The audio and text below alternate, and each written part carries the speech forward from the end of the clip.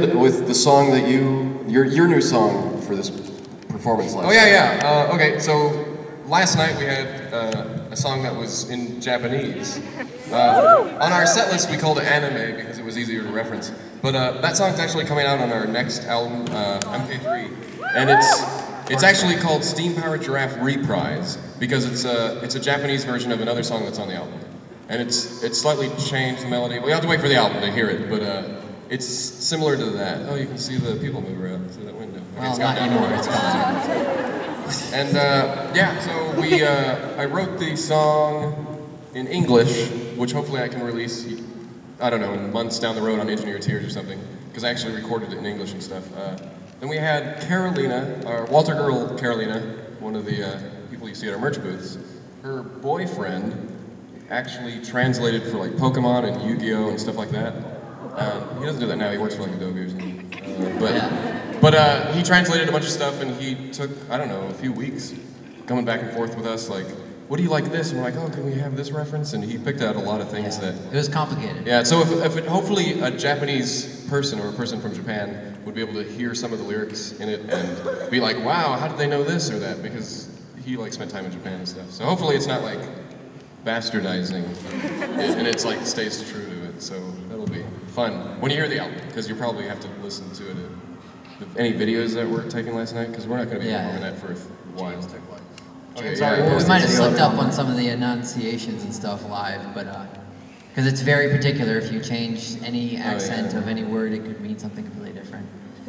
So, yeah. But it'll be fun to see who translates it first. So good luck. When the album, the kanji will be on the album. Right, we're not giving you the lyrics, we're just going to give you the kanji so you can have fun. Let's talk about Ghost Grinder. What about... Okay. Yeah, you're already cheering for it, so, yeah, second time performing it. I don't know, I write the songs that I can't stick in the middle of the set, and it's like, so I had to like go out on a limb and like, oh, I'm so rusty, and jumping out there, first thing, so it was kind of a cold start, but it's a really fun song, really enjoy it. I wrote it kind of parallel with Suspender Man, so it's like a 3-year work. That's just how long we kind of take to digest some songs. But yeah, I don't know. The inspiration is Oingo Boingo. It's supposed to be, there's a song they wrote called No One Lives Forever, and I really like it. And so it's just supposed to be kind of a cool, spooky song. There's a lot of Day of the Dead references in it. And what else? I don't know what to say about it. Oh, there's a story. There's a whole story. It's on the album. You'll see the character, the Ghost Grinder. It's not about a giant hoagie, or it could be, but coming at you while you sleep. It's an organ grinder, which is a little, you know, kind of you wind it and it plays the music. So the intro accordion, dee dee dee dee dee dee dee dee, is supposed to be like the melody. And the ghost... Poltergeist. Yeah, it's kind of exorcism creepy. type of song. Exactly. So basically the Ghost Grinder is trying to lure out all these ghosts of this derelict ghost town.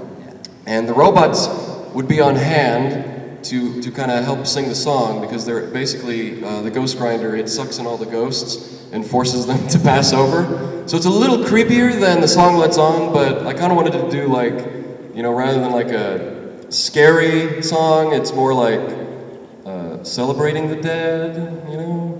When you have a loved one, you kind of want to remember them, but I don't know. That story will never come into play anywhere, but it's up here, so I know it. And now you do, and you can share it. It's comforting to know that ghosts can have a good time, you know, so when we pass on, we can still have a good boogie down. We're hoping, and I'm going to say this right now, so we have to do it, to work in some projection work where the ghosts actually start coming, you know, start appearing, and it's just us in makeup, and we're like, yeah, Steve, let's work on that. We're going to do that, and it's going to be sweet. So, yeah. Steve wants to get some like $1 million each robotic arms that lift screens on the stage behind us, and maybe next Youmacon. We can actually ride the arms to all our shows, because it'll be so expensive. So let's talk about Fancy Shoes. Talk about Fancy Shoes. That's one of we played it somewhere in the middle. It's the most, So I've written, this is my third song that I've played live that that was Sam's, that was Hatchworth-centric, or I wrote it basically. And this one, basically Fancy Shoes is more me trying to make my, like Hatch Fever and Please Explain were very, I hate to use the word conformist to Steam Powered Giraffe because it's negative sounding, but it wasn't negative at all. It was me trying to see if I can fit in the band. And so Fancy Shoes is me experimenting with how far I can kind of experiment with like chord progressions and different like vibes and stuff. And there's not really a story behind it. I don't really write stories. It's more about whatever you decide to think of when you're hearing it. So I mean, it's about materialistic people, I guess, or maybe growing up and then losing a friend to a materialistic world or something. So there's a little bit of melancholy in it, but that's why it's fun for me. So yeah.